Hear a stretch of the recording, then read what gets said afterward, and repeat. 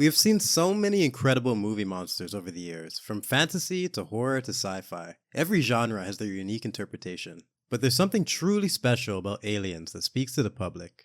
As fun as werewolves and vampires can be in movies, they are still purely fictional creatures. But mankind's fascination with space and the questions that we have about our universe puts aliens in a very rare position, as the idea of them existing is actually believable, making their on-screen depiction way more interesting to explore. From primitive creatures like the arachnids in Starship Troopers or the bioraptors in Pitch Black, advanced civilizations like the Predators and the Borg, exploring the hero's journey with characters like Superman and Goku, amazing designs like the heptapods from Arrival or The Thing, all the way down to the blue-collar prawns in District 9 just trying to get by.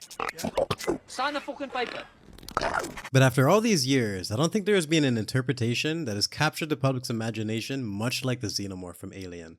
Based off of the incredible artwork from Hr.Giger, with an amazing set of abilities inspired by nature, like the Specs wasp that immobilizes its prey and lays its eggs inside, that eat their way through the host when they hatch, the Bombardier beetle that squirts out chemicals as a defense mechanism. The jaws were inspired by the second set of the Moray eel and the extendable jaws of the dragonfly, and capped off with the impaling tail of a scorpion.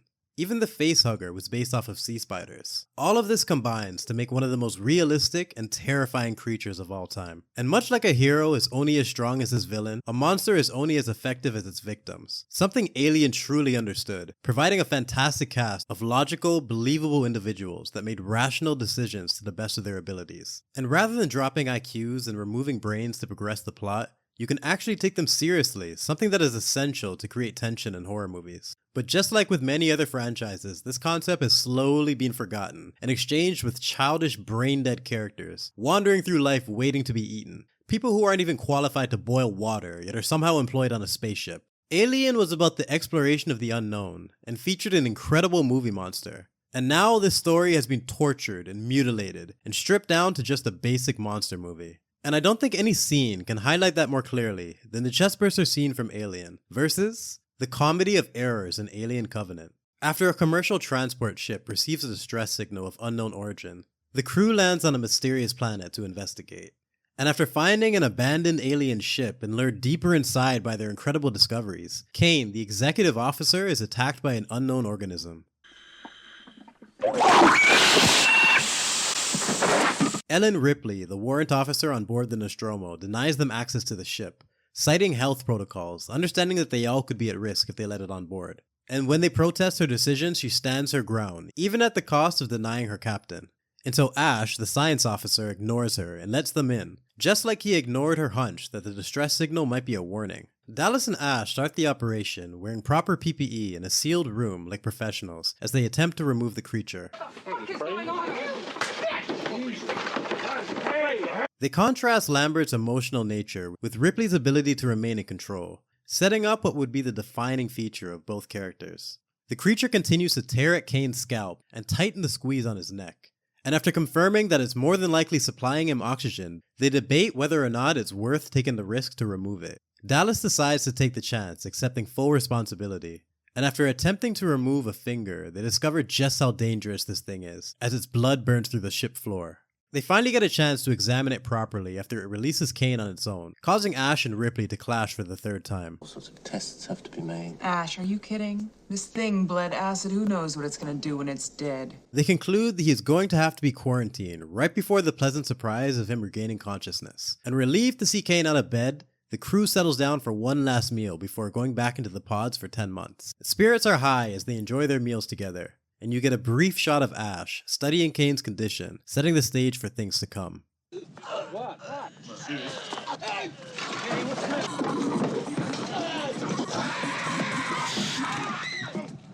Kane is disemboweled in front of the whole crew, completely ruining dinner, and creating one of the most iconic birthing scenes ever filmed. But why is it well written? The cast does a fantastic job of portraying blue-collar workers here for a paycheck. From the bickering about wages to the fights over protocol, it all comes off genuine and relatable to anyone who's been in that environment. But what really makes this work is how quickly they manage to flesh out each character, so we can get their unique perspectives and have an understanding of how they will approach this situation. From Kane's eagerness to explore, from Lambert being fueled by her emotions, Parker being the voice for the audience, Ash and his subtle manipulation, Dallas being burnt out and indifferent, and finally Ripley trying to stay objective from the very beginning. All of this combines to create a tension and believability that would have been lost with empty characters, and is a big part of the reason Alien stands the test of time and is so beloved. Well, it's an interesting combination of elements, making him a tough little son of a bitch. And you let him in. Now, let's compare that to Alien Covenant. Set roughly 20 years before the events of Alien, the film follows a colonizing ship en route to a new planet that could potentially sustain life.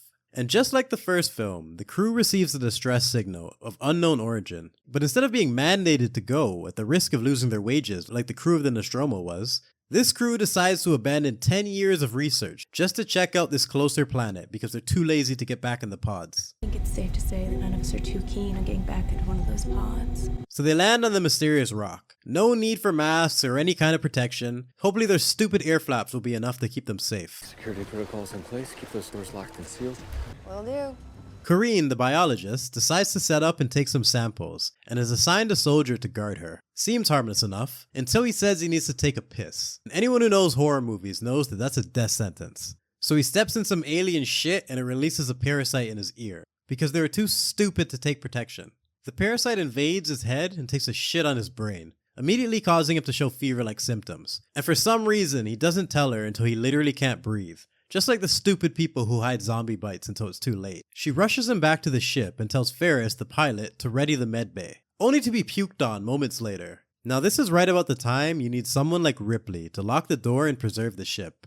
But this is Alien Covenant, so Ferris tells them to go, but don't touch anything, but then doesn't open the doors for them. So Soldier Man coughs on everything, from the floor to the railing as they make their way in. Corrine continues to panic and spread the puke all over them, until Ferris tells her to put some gloves on for fuck's sakes. She opens his shirt to examine him, only to be sprayed in the mouth with blood. So Ferris is now compromised, but she's smart enough to understand that they need to keep this contained to the medbay at all cost.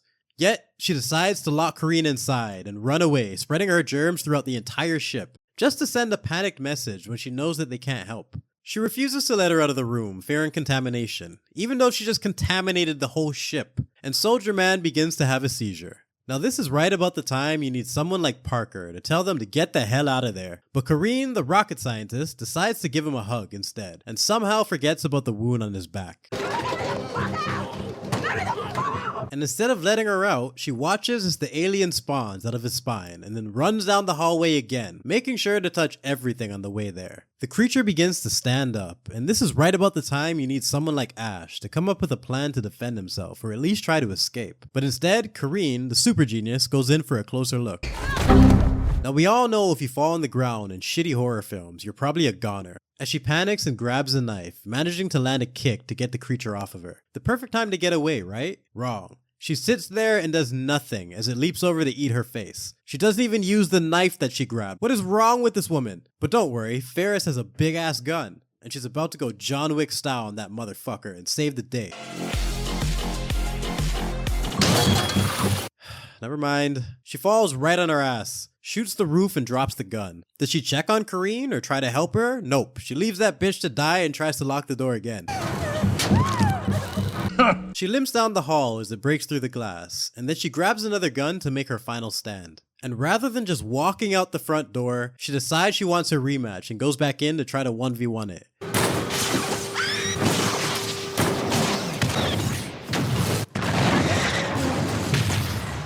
This is fucking bullshit, okay? These fucking assholes, these fucking assholes! The fuck is their problem, man? Quite possibly one of the stupidest scenes in the entire series.